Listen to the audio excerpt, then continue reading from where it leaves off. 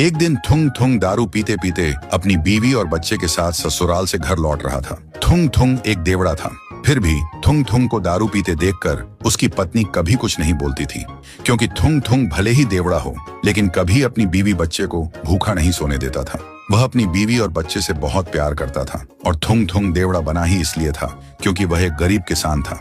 उसे हमेशा एक ही बात सताती रहती थी, अगर कभी फसल अच्छी नहीं हुई तो क्या होगा, और अगर उसे कुछ हो गया तो उसकी बीवी बच्चे का क्या होगा। इसी बेकार टेंशन की वजह से थुंग थुंग देवड़ा बन गया था।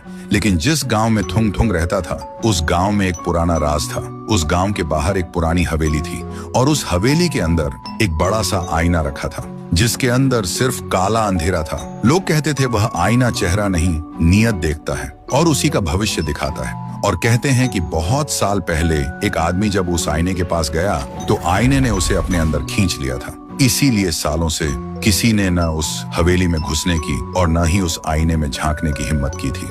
एक दिन थुंग थुंग उसी पुरानी हवेली के पास से अपने खेत की तरफ जा रहा था। तभी उसकी नजर उस हवेली पर पड़ गई। वह सोचने लगा, अगर ये आईना सिर्फ लोगों का भविष्य दिखाता है तो लोग इससे इतना डरते क्यों हैं? इसी सोच में वह धीरे धीरे हवेली के अंदर जाने लगा। लेकिन थुंग थुंग उस वक्त नशे में था, इसलिए उसे याद ही नहीं रहा कि वह आईना सिर्फ भविष्य नहीं बल्कि इंसान की नीयत भी देखता है। फिर वह हवेली के अंदर आकर चुपचाप उस अंधेरे आईने के सामने खड़ा हो गया और मन ही मन सोचा, बस इतनी सी दुआ है, मेरी मेहनत रंग ला जाए, मेरी बीवी बच्चे भूखे न सोए। और तभी आईने के अंदर उसका चेहरा नहीं दिखा बल्कि हरी हरी खेती लहरा रही थी, सुनहरी फसल हवा के साथ झूम रही थी और उसके घर से हंसी की आवाज आ रही थी। थुंग थुंग की आंखों में आंसू आ गए। वह बिना कुछ बोले आईने के सामने हाथ जोड़कर वहां से चला गया। पर ये सब गांव का एक चोर छुप कर देख रहा था।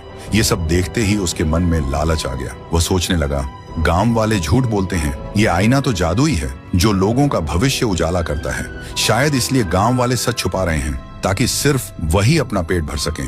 क्या पता मैं भी आईने के पास जाऊं और एक ही दिन में कोई बड़ा हाथ मार लूं। ये सोचकर वह चोर भी आईने के सामने जा खड़ा हुआ और बोला, बैंक लूटूंगा, दुनिया का सबसे अमीर आदमी बनूंगा और जिंदगी भर ऐश करूंगा। जैसे ही उसने बोलना खत्म किया, आईने के अंदर का अंधेरा हट गया और लोहे की जेल के अंदर वही चोर कैद दिखा। आईने के अंदर उसका भविष्य नहीं, उसकी सजा दिखी। ये देखते ही चोर का शरीर कांपने लगा। वह गुस्से से चिल्लाया, झूठ है, सब झूठ है, और गुस्से में आईना तोड़ने लगा। लेकिन तभी आईना हिलने लगा और एक ही झटके में उस चोर को अपने अंदर खींच लिया। तो दोस्तों, भविष्य देखने के लिए किसी जादुई आईने की जरूरत नहीं होती। सच तो ये है कि इंसान की नीयत और उसके कर्म ही उसका असली आईना होते हैं।